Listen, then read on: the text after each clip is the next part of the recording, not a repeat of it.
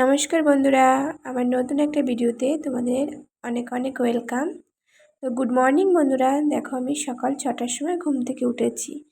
তো আজকে বাবুর স্কুল আছে, তো তার জন্য আমি সকাল সকাল উঠেছি। তো দেখো, অন্যান্য দিন বাবা দরজা খোলে, তো আজকে বাবা দরজা খোলেনি, হয়তো নিচে গেছে। তো তার জন্য আমি প্রথমে উঠে দরজা খুলে নিলাম আর সোজা চলে গেছি একদম ফ্রিজ থেকে বাবুর জন্য রাত্রিবেলা পাস্তা করে রেখেছিলাম, টিফিনে দেবো যেটা। তো সেটাকে বের করে রেখে এবার একটু দরজায় জল দিয়ে দিচ্ছি। বাসি ঘর ঘর সকাল সকাল ঘরটা ঝাড় দেওয়া হয় না, তো তার জন্য একটু জল দিয়ে দিলাম। আর জানলাগুলো সব খুলে এবার আমি নিজে দাঁত টাত মেজে মুখ টুক ধুয়ে একটু ফ্রেশ হয়ে নেব। কি বলতো, বাবুকে স্কুলে দেওয়ার আগে পর্যন্ত যেটুকু সম্ভব আমি কাজ করে রেখে যাই, তাহলে কি হয়, আমার ফিরে এসে একটু তাড়াহুড়োটা কম করতে হয়। অন্যান্য দিন যদি যেদিন কাজ না করে রেখে যাই, সেদিনকে এসে অত্যন্ত তাড়াহুড়ো বেঁধে যায়, যে রান্না করব না কোনটা করব বুঝে পাই না। তো তার জন্য একটা নিজের থেকেই একটা নিয়ম করে নিয়েছি যে যাওয়ার আগে অন্ততপক্ষে ভাত আর একটা কিছু সবজি রান্না করে রেখে আমি যাব, তার জন্য সকাল সকাল উঠি। তো আমি দেখো রান্নাঘরে বাসনপত্র গুছিয়ে সোজা ড্রেস চেঞ্জ করে নিয়েছি, বাসি নাইটিটা ছেড়ে একবারে স্কুলে যাব, তাই চুড়িদারটা পরে নিয়েছি। আর সকাল সকাল একবারে ফ্রেশ হয়েও নিয়েছি, মাথা টাথা আঁচড়ে। এদিকে দেখো বাবা বসে পড়েছে সবজি কাটতে।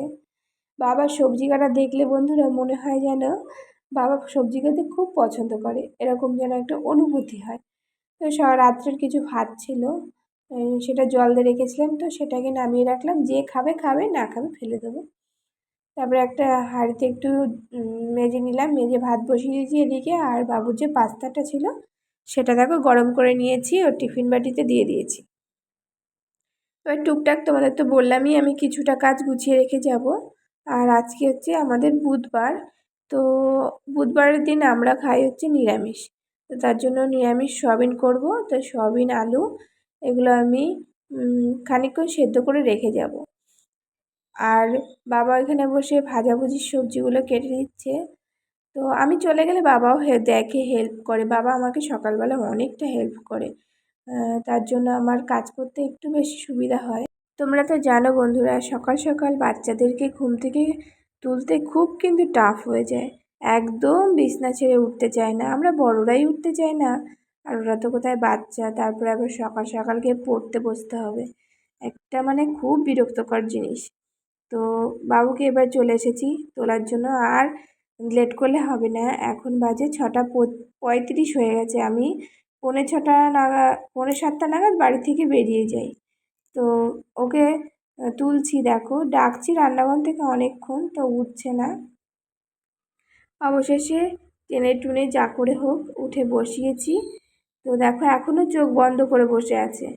তো ওকে আগে ঘুম থেকে তুলেই আমি কি করি বলো তো, যেদিনকে শুনি যে বাবু তুমি কি পটি করবে, তো যেদিন যায় তো যায়, যেদিন না যায় সেদিনকে আগে ড্রেসটা পরিয়ে দিই। তো ওর একটা প্রবলেম কি বলো তো বন্ধুরা, ও রোজ পটি করে না, তো একদিন বাদেই করে, তার জন্য আমার একটু অসুবিধাটা কম হয়, কারণ আমার জানা থাকে যে কোন দিন করবে বা কোন দিন করবে না, এরকম একটা ব্যাপার। তো ওকে দাঁত মাজিয়ে ফ্রেশ করে নিয়েছি, এদিকে দেখো বাবা রান্না শুরু করে দিয়েছে। আর আমরা এখন রেডি হয়ে বেরিয়ে পড়েছি স্কুলের উদ্দেশ্যে। আজকে একটু দেরি হয়ে গেছে, এখানে এখন 7:10 বাকি, আরও 5 মিনিট লেট হয়ে গেছে।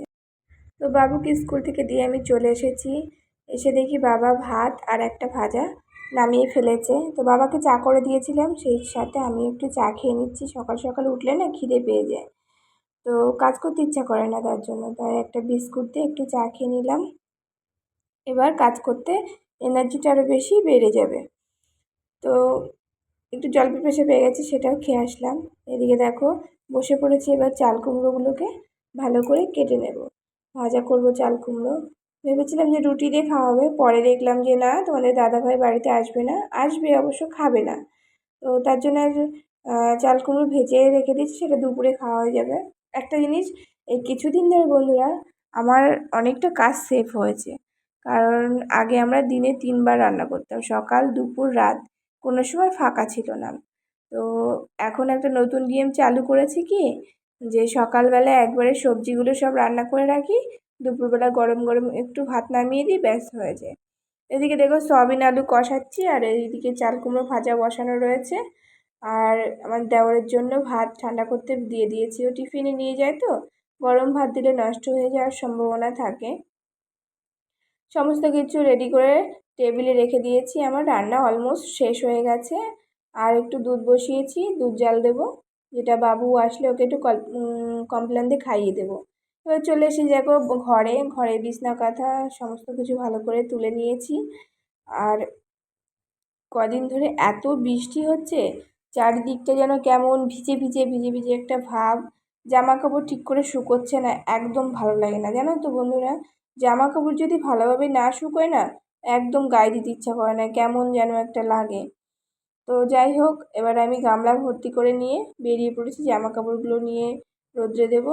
আর ঝুমা এদিকে উঠে ঘরটা ঝাড় দিয়ে দিচ্ছে। ছাদে চলে এসেছি, একটু হাওয়া আছে, তার সাথে রোদটাও আছে, জামা কাপড়গুলো বেশ সুন্দর শুকিয়ে যাবে। তো এরকম অনেক দিন জানো তো ছাদে জামা কাপড় মেলতে আসতেই পারি না, এত বৃষ্টির উৎপাত হয়। একটা পুজো পুজো ভাব এসে গেছে চারিদিকটা। এখন কিন্তু বাজে কটা বলো তো, সকাল 8টা থেকে 8:30 মতন বাজে। তো আমাদের ছাদ থেকে দেখো বাড়ির সামনের রাস্তার ওখানের ভিউটা বেশ সুন্দর, দারুণ লাগে।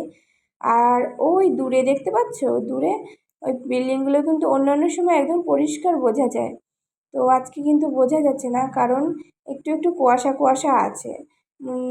বুঝতেই পারছো এখন শরৎকাল, তো পুজো তো এসেই গেল, কুয়াশা কেন পড়বে না বলো তো। এই আর এই সকাল টাইমটা ছাদে আসলে বাইরের পরিবেশটা একদম সুন্দর লাগে। আর ছাদে এসেছি, আমার এই গাছগুলোর সঙ্গে আমি সাক্ষাৎ করবো না, এ তো হতেই পারে না। দেখছি কোন গাছে কড়ি এসেছে, তো এই দেখো এই ফুল গাছটার নাম আমি জানি না, তোমরা জানলে অবশ্যই কমেন্ট করে জানিও। আর দেখো আমার এই টাইম ফুল গাছটাতে ফুল ফুটেছে। আর ইচ্ছা আছে ছাদের এইখানটাতে একটু গেঁথে বেশ সুন্দর করে গাছ লাগানোর চেষ্টা করব। রান্না করেছিলাম আজকে আলু দিয়ে উচ্ছে ভাজা, আলু আলু সয়াবিনের তরকারি, আর চাল কুমড়ো ভাজা। তোমাদের দাদাভাই একটা বাতাবি লেবু নিয়ে এসেছে, তো সেটা কেটে পরে খাবো। তো আমার যা গেছে দাঁত মাজতে, আর আমি মামামকে নিয়ে শুয়ে আছি, একটু রেস্ট নিচ্ছি। সকালবেলা অনেকটা দৌড়াদৌড়ি হয়ে গেছে, কষ্ট হয়ে গেছে। তো মাম্মা আর আমি দুজনে গল্প করছি। এত পাকা মেয়ে, ফোন চালালে কিন্তু আর কোনো দিকে তাকায় না। তো কাকি ঘর মুছে দিয়েছে, আজকে রুটি করিনি বলে, তাই কাকিকে চা আর মুড়ি দিয়েছি খেতে। এবার দুই জায় দেখো মিলে শুরু করে দিয়েছি চুলের চর্চা করতে। তো আমি মাখছি রোজমেরি ওয়াটার, আর ও মাখছে সুপার ভ্যাসমল। তো দুজনে মিলে, ও ঘরে মাম্মাম ঘুমাচ্ছে, তাই বলেছি যে আমার ঘরে চলে আসো, দুজনে মিলে এখানেই মাথা আঁচড়ে তেল যার যেটা প্রয়োজন করে নিই।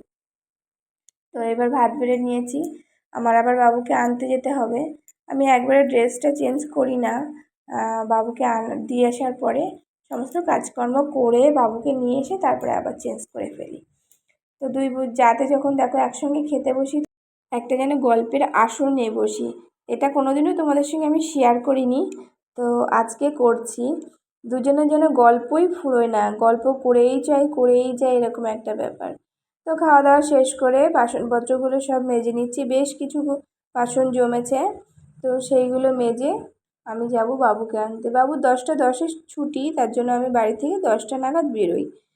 যেতে যেতে 5-7 মিনিট লাগে, বেশি দূর তো না আমাদের বাড়ি থেকে, আমি জোর পায়ে হেঁটে চলে যাই। তো বাসন মাজা হয়ে গেছে, এবার গ্যাস টেবিলটা ভালো করে একটু পরিষ্কার করে নিচ্ছি। আর সমস্ত কিছু জানো তো বন্ধুরা, পরিষ্কার পরিচ্ছন্ন থাকলে কিন্তু পরে যখন কাজ করতে যাই তখন কিন্তু ভালো লাগে। তো দেখো আমার সোনা রাগ হয়েছে, কারণ ও যে খাবারটা চেয়েছিল সেটা আমি ওকে কিনে দিইনি। আমার পছন্দ হয়নি জিনিসটা, আমি সবসময় বলি ভালো জিনিস নাও, আমি একদম উল্টোপাল্টা খাবার একদম পছন্দ করি না, সত্যি কথা বন্ধুরা। আমি তো ওকে কখনোই কিনে দিই না, ওর দাদা থাকলে হয়তো দেয়। তারপর রাগ ভাঙিয়ে ছেলেকে খাইয়ে নিয়েছি, এবার বসে পড়েছি সেই বাতাবি লেবুটা নিয়ে। এটাকে এখন মাখা করে খাওয়া দাওয়া হলো, তারপর চান দান করে পুজো দিয়ে নিয়েছি। আর দুপুরে তো বললামই ভাত রান্না করি শুধু, গরম গরম ভাত নামিয়ে নিয়েছি।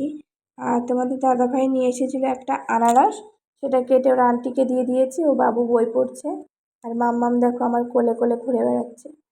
তো পড়া শেষ করে আবার রাগ হয়েছে আমার ছেলেটার, কেন জানো? এই শুধু বলেছিলাম বুনু ভালো, এটা বললে হবে না, বলতে হবে বুনু ভালো দাদা ভালো। তো তারপরে খাওয়া দাওয়া করে লম্বা একটা ঘুম দিয়ে চলে এসেছিলাম পাম্প চালাতে। পাম্প চালাতে গিয়ে তো অন্ধকার হয়ে গেছে। আর তারপরে ঘরে এসে বাবা নিয়ে এসেছিলো শাপলা, তারপরে কলমি শাক, সেগুলো বেছে নিয়েছি। এবার দেখো রেডি হয়ে পড়েছি, এখন বাজে 6:45, 7:30 বাজে, যাব বাজারে। তো দুটো কাজ করতে গেছিলাম, একটা হয়নি আর একটা হয়েছে, তো সেটা সেরে বাড়িতে চলে এসেছি। চলো তোমাদের সঙ্গে শেয়ার করি কি করতে গেছিলাম। গেছিলাম সোনার দোকানে। দেখছো আমার মাম্মাম সোনা কিন্তু পাগুলো দেখাচ্ছে, তাহলে কি বুঝতে পারছো কি এনেছি? আমার সোনার জন্য এনেছি দুটো পায়ের নূপুর।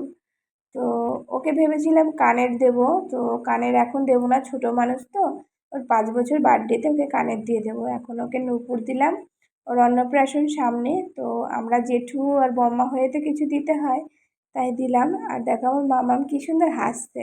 ওর দাদার সঙ্গে কিন্তু ওদের দুই ভাই বোনের একটা বেশ সুন্দর বন্ডিং আছে। ও কখনো কান্না যদি করে না, ওর দাদাকে দেখলে কান্না অটোমেটিক থেমে যায়। তো বন্ধুরা, আমার এই আজকে ডেলি ব্লগটা কেমন লাগলো, অনেক দিন বাদে একটা ব্লগ শেয়ার করলাম, অবশ্যই তোমরা কমেন্ট করে জানিও। ভালো থেকো।